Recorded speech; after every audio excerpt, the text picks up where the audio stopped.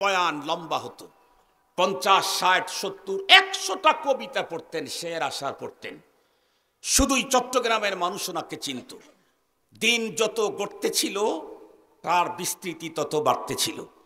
একটা পর্যায়ে টেকনাফ থেকে তেতুলিয়া শুধুই কওমি অঙ্গনের ওলামা তোলাবা ওনাকে চিনে ফেললেন। জীবনের শেষ মুহূর্তে যখন নিজের পায়ের উপরে ভর করে চলবার মতো শক্তি নাই, হুইল চেয়ারে চলতে হয়, তখন এদেশের মানুষের ইসলাম আকীদা হেফাজতের জন্য আধ্যাত্মিক ইসলামী এক সংগঠন হেফাজতে ইসলামের ঝান্ডাকে বুলন্দ করে শুধুই চট্টগ্রাম থেকে শাপলা পর্যন্ত আসলেন। এক রাত্রে শাইখুল ইসলামকে আল্লাহ তামাম দুনিয়াতে ফোকাস করে দিলেন।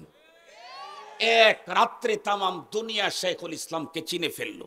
শুধু কি তাই না, দিন যত গড়তে ছিল তার পাওয়ার তত বাড়তে ছিল। আমরা কি দেখলাম, কোনো এক অনুষ্ঠানে সেই সময়ের সবচাইতে বড় পাওয়ারফুল ব্যক্তি অনুষ্ঠানে উপস্থিত হয়ে স্টেজের উপরে একটা রাউন্ড দিল। এরপরে হুজুর তখন লাল রুমাল মাথার উপরে দিয়ে, বৃদ্ধ অসুস্থ মানুষ বসে বসে তন্দ্রা ভাব এসে গেছে, তার কাছে এসে নিজের মাথাটাকে নোয়ায়া দিয়ে তার নিজের পিতামাতার রুহের মাগফিরাতের জন্য দোয়া চাইল। বলুন তো দেখি, যে দোয়া চায় সে বড় না যার কাছে দোয়া চায় সে বড়? তাহলে দোয়া চাইল বাংলাদেশের সবচেয়ে বড় পাওয়ারফুল লোকটা, যার কাছে দোয়া চাইল, বোঝা গেল তার পাওয়ার এর চেয়ে আরো বড়। শুধু কি তাই না, যতদিন পর্যন্ত শাইখুল ইসলাম রাহমাতুল্লাহ আলাইহি বেঁচে ছিলেন ততদিন পর্যন্ত পক্ষে বিপক্ষে লোক ছিল। ফেসবুকে অনেক লেখালেখি হতো, কিন্তু হজরতের ইন্তেকালের পরে কি দেখলাম, যেই বন্ধুগুলি হজরতের জীবদ্দশায় পক্ষে বিপক্ষে লেখালেখি করত, সেই লোকগুলি হজরতের দুনিয়ার থেকে চলে যাওয়ার পরে তারা আবার তাদের ফেসবুকে লেখালেখি শুরু করলো, ওগো প্রিয় রাহবার, জাতির এই ক্লান্তি লগ্নে আপনাকে বড্ড মনে পড়ে। তার মানেই হচ্ছে দুনিয়ার থেকে চলে যাওয়ার পর তাদের পাওয়ার যেন আরো বেড়ে গেল। আরো সহজে বুঝবার জন্য বলি, আপনারা হজরতে শাহজালাল ইয়ামা মুজাররব ইয়ামানি সিলেটে যার মাজার, তাকে জীবনে দেখেছেন? দেখেননি। এখানে যারা আছেন তাদের কয়জনের অন্তরে তার প্রতি বিদ্বেষ আছে? কথা বলেন না কেন? জীবনে দেখেন নাই, কিন্তু তার প্রতি বিদ্বেষ নাই, ভালোবাসা আছে না নাই? ইন্তেকালের পরে তাদের পাওয়ার আরো বাড়লো। শুধু এতটুকুই না, আল্লাহ পাক রব্বুল আলামিন তার প্রিয় হাবিবকে দিয়ে পৃথিবীর মানুষকে মেসেজ করেছেন।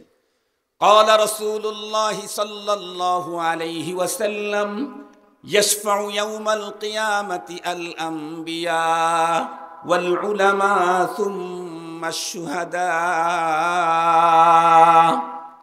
আল্লাহ পাক তার প্রিয় হাবিবকে দিয়ে কি মেসেজ দিলেন, মেসেজটা বুঝবার আগে আর একটা কথা বুঝলে ভালো হবে। আজকে বাংলাদেশের কোনো আদালতে আব্দুল বাসেত খানের কোনো ভ্যালু আছে? মামুনুল হকের কোনো, কথা বলেন না কেন, কোনো দাম আছে? জুনাইদ আল হাবিবের কোনো ভ্যালু, সে মর্যাদা আছে? খালেদ সাইফুল্লাহ আইয়ুবির কোনো দাম আছে? জামিল মাদ্রাসার বড় হুজুরের আজকের বাংলাদেশের আদালতে কোনো রকমের তাদের কোনো এই মর্যাদা আছে, দাম আছে? নেই। কিন্তু রব্বুল আলামিন তার প্রিয় হাবিবকে দিয়ে পৃথিবীর মানুষকে আগেই মেসেজ করে দিলেন, এ পৃথিবীর মানুষ, পরপারে যখন মহান আদালত বসবে, লাসানি আদালত, একটাই মাত্র কোর্ট হবে, একটাই মাত্র আদালত হবে, আর কোনো আদালত থাকবে না। সেই আদালতের মহান বিচারপতি হব আমি রব্বুল আলামিন। আর আমার সেই মহান আদালতের মহান বিচারপতি আমি রব। জানায় দিলাম, আমার আদালতে দুনিয়ার জজ, ব্যারিস্টার, লয়ারদের কোনোই পাত্তা থাকবে না। সেদিন পাওয়ারফুল নাম্বার 1 হবে আম্বিয়ায়ে কেরাম, দ্বিতীয় নাম্বার উলামায়ে কেরাম, তৃতীয় নাম্বার আল্লাহর জমিনে আল্লাহর দ্বীন রক্ষার জন্য যারা বুকের রক্ত ঢেলে দিয়ে শাহাদতের পেয়ালা পান করেছে, শুহাদায়ে কেরাম। মুসলমান ভাইরারে আমার কথা ভালো করে বুঝবেন। এই জন্যই তো বলতেছিলাম, রব্বুল আলামিন কোরআনে হাকিমের ভিতরে এই পৃথিবীর এক শ্রেণীর মানুষদেরকে সম্বোধন করে আর এক শ্রেণীর মানুষের সঙ্গে সুসম্পর্ক কায়েম করতে বলেছেন। কারণ সম্পর্কের দ্বারা প্রতিটি মানুষের দাম কমে এবং বাড়ে। আমার সম্পর্ক যেমন লোকের সঙ্গে হবে, আমার মর্যাদা তেমন হবে। এ কারণেই তো তামাম পৃথিবীতে যত মানুষ এসেছিল, কিয়ামত পর্যন্ত আসবে, সমস্ত মানুষের ভিতরে বন্ধুরা আমার নাম্বার ওয়ান মর্যাদাপূর্ণ মানুষ হলেন নবী এবং রসুলগণ। কেন? কারণ নবী এবং রসুলগণের ডাইরেক্ট সম্পর্ক বেলাও আছে তা আল্লাহর সঙ্গে। খুব ভালো করে বুঝবেন, নবী এবং রসুলগণের পরে পৃথিবীর সবচাইতে বড় মর্যাদাপূর্ণ লোক পৃথিবীর কারা? তাহলে এক বাক্যেই বলতে হবে সাহাবায়ে কেরাম রিদওয়ানুল্লাহি তাআলা আলাইহিম আজমাইন। পৃথিবীতে নবী রসুলগণের পরে সাহাবীদের মর্যাদা এত বেশি কেন? কারণ সাহাবায়ে কেরাম সম্পর্ক গড়েছিলেন নবীর সঙ্গে। সমস্ত উম্মত সম্পর্ক করেছেন বন্ধুরা আমার উম্মতের নবীর সঙ্গে। সাহাবায়ে কেরাম ডাইরেক্ট সম্পর্ক করেছিলেন নবীর সঙ্গে। সাহাবায়ে কেরামের সঙ্গে যারা সম্পর্ক রেখেছেন তারা তাবেঈ হয়ে গেছেন। তাবেঈদের সঙ্গে যারা সম্পর্ক তৈরি করতে পেরেছেন, সম্পর্ক তৈরি করেছেন, তারা উম্মতের সালাফ হয়ে গেছেন। তার মানেই হলো সম্পর্ক যত বড়র সাথে হবে মর্যাদা তত উন্নত, তত বন্ধুরা আমার বেড়ে যাবে। কি পরিমাণে মর্যাদা বাড়বে এ বিষয়টাকে একদম ওয়াজাহাত করার জন্য মাত্র দুইজন লোকের ইতিহাস বলবো। নর্মাল কোন যুগের লোকের ইতিহাস বলতে চাই না। খায়রুল কুরুন, পৃথিবীর সবচাইতে শ্রেষ্ঠতম যুগের দুইজন মানুষের ইতিহাস বলবো। আল্লাহ পাকের পয়গম্বর বলেন খায়রুল কুরুনি করনি সুম্মাল্লাযীনা ইয়ালুনাহুম সুম্মাল্লাযীনা ইয়ালুনাহুম। বলুন তো দেখি, যেই হাদিসখানা পড়লাম আপনাদের পরিচিত মনে হয় নাকি অপরিচিত? নিঃসন্দেহে পরিচিত। কতদিন পর পর শোনেন? 6 মাস পর পর। কয়দিন পর পর? প্রতি জুমায় দ্বিতীয় খুতবাতে বাংলাদেশের 99% মসজিদে এই হাদিসটা পড়া হয়। আল্লাহর পয়গম্বর বলেছেন পৃথিবীর শুরু থেকে কিয়ামত পর্যন্ত যত যুগ দুনিয়াতে আসবে তার ভিতরে সবচাইতে সুন্দর সোনালীতম যুগ হলো আমার সাহাবায়ে কেরামের যুগ। সেই সোনালী যুগের দুইজন মানুষের কথা বলবো, তাহলেই বুঝতে পারবেন বন্ধুরা আমার সম্পর্কের কি পরিমাণে মূল্য এবং আমার আপনার সম্পর্ক কার সঙ্গে হওয়া দরকার। তার ভিতরে প্রথম যেই মানুষটার নাম বলবো আপনারা অবশ্যই চিনবেন, কাম বললেই চিনবেন, আমাকে নাম বলতে হবে না। উনি হলেন বিশ্বনবী মুহাম্মাদুর রাসূলুল্লাহ সাল্লাল্লাহু আলাইহি ওয়াসাল্লামের মসজিদে নববীর মুয়াজ্জিন। কখন? 2025 সালের মুয়াজ্জিনের কথা বলতেছি না, যেই মুহূর্তে নবীদের নবী মুহাম্মাদুর রাসূলুল্লাহ সাল্লাল্লাহু আলাইহি ওয়াসাল্লাম মসজিদে নববীর ইমাম ছিলেন, সেই টাইমের মুয়াজ্জিন। বলুন তো দেখি লোকটার কি নাম হতে পারে? মাশাআল্লাহ, নামটা শুনলাম কিন্তু নামের উচ্চারণে সন্তুষ্ট হইতে পারলাম না। আল আন এখন ঠিক আছে। যেভাবে নামটা বললেন তাতে মনে হয় আপনার খালাতো ভাই 3 নাম্বারের ডাক। যেভাবে নামটা বললেন হযরতে বেলাল। আরে মিয়া, আল্লাহ পাক সাহাবায়ে কেরামের জন্য নিজে বলেছেন রাদিয়াল্লাহু আনহু। আমি যদি সেই সাহাবীর নাম উল্লেখ করার পরে রাদিয়াল্লাহু আনহু না বলি তো এটা জুলুম হবে, জুলুম। রব বলেছেন রাদিয়াল্লাহু আনহু, আপনি না বলার কি? এর চাইতেও বড় কথা হলো কিয়ামত পর্যন্ত যত মানুষ এই পৃথিবীতে আসবে সমস্ত মানুষদেরকে অর্ডার করা হয়েছে আমিনু কামা আমানান নাস। তোমরা তোমাদের ঈমান সাহাবীদের ঈমানের মতো করো। কোরআনের কোন আয়াতে নাই আমিনু কামা আমানার রাসূল, তোমরা তোমাদের ঈমান রাসূলের ঈমানের মতো করো, নেই। আমিনু কামা আমানান নবী নেই, আছে আমিনু কামা আমানান নাস। এ নাস শব্দের অর্থ সাহাবায়ে কেরাম সমস্ত মুফাসসিরিনে কেরামের একমত। আল্লাহ পাক কিয়ামত পর্যন্ত আনেওয়ালা মানুষদেরকে সাহাবীদের মতো ঈমান আনতে বললেন। সঙ্গত কারণে এই সাহাবীদের প্রতি মুহাব্বত যার যত বাড়বে তার ঈমানের কোয়ালিটি তত উন্নত হবে। যেই লোকের অন্তরে সাহাবায়ে কেরামের মুহাব্বতের যত ঘাটতি থাকবে তার ঈমান তত ত্রুটিপূর্ণ হবে। আব্দুল বাসেদের কথা না, মোল্লার কথা না, আল্লাহর কথা। এই জন্য আমরা সাহাবায়ে কেরামের নাম বলতে সর্বাধিক আদবের সাথে বলতে হবে। বলুন তো দেখি, আমরা আমাদের আব্বাজান, আমার আব্বার নাম হাসান আলী খান,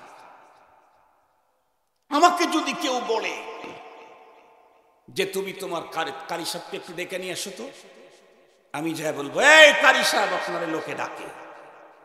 আব্বারে এটা বলবো আমি বলবো হাসান হাসান কারি সাহেব আপনার লোকেরা ডাকে, এটা বলবো আমি। মানুষ কি বলবে? কথা বলেন না কেন? কি বলবে? আমার বাবার নাম ধরে এভাবে বললে মানুষ আমাকে বেদব বলবে। সাহাবায়ে কেরামের নাম উচ্চারণ করে রাদিয়াল্লাহু আনহু না বললে রব্বুল আলামিন বেদব বলবে। বেদব। আমি যাদের জন্য রাদিয়াল্লাহু আনহু বলি, তুমি না বলার কে? এজন্য সাহাবায়ে কেরামের ব্যাপারে খুব বেশি আলাপ। আপনি যাই বলেন, সাহাবায়ে কেরামের ব্যাপারে রব্বুল আলামিনের চূড়ান্ত সিদ্ধান্ত রাদিয়াল্লাহু আনহুম ওয়া রাদু আন ওয়া আ'আদ্দা লাহুম জান্নাতিন তাজরি তাহতাহাল আনহার। আল্লাহ পাক বলেন আমি তাদের জন্য জান্নাত রেডি করে রাখছি। হযরত বেলাল হাফসি রাদিয়াল্লাহু তাআলা আনহু, লোকটা ছিল কালো, উনি ছিলেন ঠোঁট মোটা, আযান দিতেন মসজিদে নববীর মুয়াজ্জিন, কিন্তু আযানের সুর এত উন্নত না। আমরা তো এখন মুয়াজ্জিন নিয়োগ দিয়ে আযান দেওয়া হবে, সুর দেখি। এখন তো মুয়াজ্জিনের সুর দেখা হয়। মসজিদে নববীতে বিশ্বনবীজি যখন ইমাম, তখন বেলাল হাফসি নিয়োগ পেলেন। শিনই সুন্দর করে উচ্চারণ করতে পারেন না, শিন বলতে খানিকটা সিনের মতো হয়ে যায়, খানিকটা সিনের মতো হয়ে যায়। কেন? কারণ এখন তো গেটআপের দাম বেশি, এখন তো উপরের দাম বেশি, ভিতর দেখাই হয় না। আর রব্বুল আলামিন সাহাবায়ে কেরামদেরকে পরীক্ষা করেছেন, উপরটা দেখেন নাই, ভিতরেরটা দেখেছেন। উলাইকাল্লাযীনা ইমতাহানাল্লাহু কুলুবাহুম, পরীক্ষায় নিয়েছেন দিলে, উপরেরটা না। মুসলমান ভাইরা রে আমার, ভালো করে বুঝবেন, হযরতে বেলাল হাফসি রাদিয়াল্লাহু তাআলা আনহু কালো মানুষ, জন্ম হলো সুদূর হাবশায়, নরমাল একটা বংশের ভিতরে জন্মগ্রহণ করা। বন্ধুরা আমার, কৃতদাস লোকটা এই সব দিক থেকে নিম্নমানের হলে কি হবে? সম্পর্কটা তৈরি করেছেন কার সঙ্গে? নবীর সঙ্গে।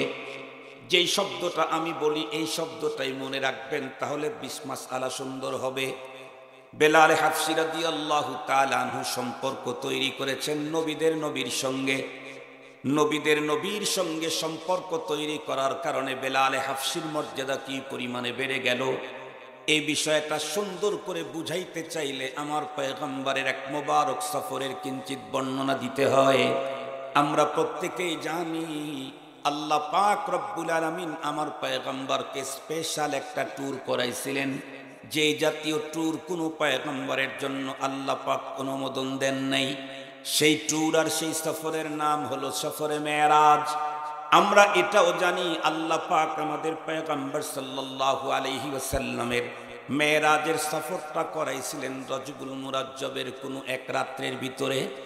আল্লাহ পাক রব্বুল আলামিন তার প্রিয় হাবিবকে তার আরশে দাওয়াত দিয়ে নিবেন, এই কথাটা আল্লাহ পাক তার প্রিয় হাবিবকে আগেই জানায় দিলেন। বলুন তো দেখি, আল্লাহর হাবিব যখন জানতে পারলেন কোনো একদিন আমার আল্লাহর আরশে আগমন ঘটবে, আর সেদিন রব্বে কারিমের সঙ্গে আমার ডাইরেক্ট দেখা হয়ে যাবে, বলুন তো দেখি তখন থেকে ওই সফর ঘটা পর্যন্ত অন্তরের অবস্থা কি হতে পারে?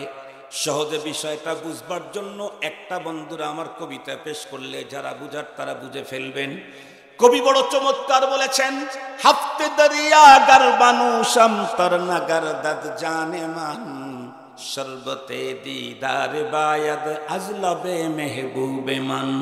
সপ্ত দরিয়া পান করাইলেও মনের তৃষ্ণা মিটবে না, বন্ধুর সঙ্গে দেখা হলেই মিটবে সকল যন্ত্রণা। দিনরাত চলতেছিল, চলতে চলতে কোন এক রজব মাসে আল্লাহ পাক রব্বুল আলামিন আদম পয়গম্বর থেকে শুরু করে ঈসা পয়গম্বর পর্যন্ত সমস্ত নবীদের কাছে আল্লাহ পাক অর্ডার পাঠায়া দিলেন, আপনারা প্রত্যেকে বাইতুল মুকাদ্দাস পর্যন্ত আগায়া যান। মাল হিকমাতু ফিহি ইয়া রাব্বাল আলামিন, কি হিকমত আমাদেরকে পাঠাচ্ছেন, কি করণীয় আমাদের? আল্লাহ পাক জানায়া দিলেন, আমি আমার হাবিব মুহাম্মাদুর রাসূলুল্লাহ সাল্লাল্লাহু আলাইহি ওয়াসাল্লামকে আজকে আমার আরশে আমন্ত্রণ জানিয়েছি, তবে উনি বাইতুল্লাহ থেকে বাইতুল মুকাদ্দাস হয়ে আমার আরশের দিকে আসবেন। আপনারা আমার প্রিয় হাবিবকে রিসিপশন করার জন্য বাইতুল মুকাদ্দাস পর্যন্ত আগায়া যান। প্রশ্ন হতে পারে, হুজুর সমস্ত নবীগণকে বাইতুল মুকাদ্দাস পর্যন্ত পাঠানোর কি প্রয়োজন ছিল? হ্যাঁ, প্রয়োজন আছে। কারণ আল্লাহ পাক রব্বুল আলামিন সমস্ত নবীগণকে বন্ধুরা আমার রূহের জগতে একত্রিত করে তাদের কাছ থেকে ওই সময় বন্ধুরা আমার একটা প্রতিশ্রুতি নিয়ে রেখেছিলেন। আল্লাহ বলেন, ওয়াইয আখাযাল্লাহু মিসাকান নাবিয়্যিন লামা আতাইতুকুম মিন কিতাবিন ওয়া হিকমাহ সুম্মা জাআকুম রাসূলুম মুসাদ্দিকুন লিমা মাআকুম লাতু'মিনুন্না বিহি ওয়া লাতানসুরুন্নাহ قال أأقررتم وأخذتم على ذلكم إسري قالوا أقررنا قال فاشهدوا وأنا معكم من الشاهدين। রূহের জগতে সমস্ত পয়গম্বরদের রূহ একত্রিত করে আল্লাহ পাক বললেন, আমি আপনাদেরকে কিতাব দেব, হিকমত দেব, ইলম দেব, শরীয়ত দেব। শর্ত হলো তুম্মা, আপনাদের সবার পরে অনেক দেরিতে একদম লাস্টে একজন নবী আসবেন। লাতুমিনুন্না বিহি, সেই নবীর প্রতি আপনাদের ঈমান আনতে হবে। ওয়ালা তানসুরুন্নাহ, সেই নবীকে আপনারা সাহায্য করতে হবে। এরপরে আল্লাহ পাক ডেকে বললেন, আআকারারতুম ওয়া আখাযতুম আলা যালিকুম ইসরি, আমাকে এই প্রতিশ্রুতিটা আপনারা আমাকে দিলেন। সমস্ত নবীগণ একসঙ্গে বললেন, আকরারনা, আয় আল্লাহ আমরা প্রত্যেকে প্রতিশ্রুতি দিলাম আপনার সেই আখিরি পয়গম্বরের প্রতি ঈমান আমরা আনব।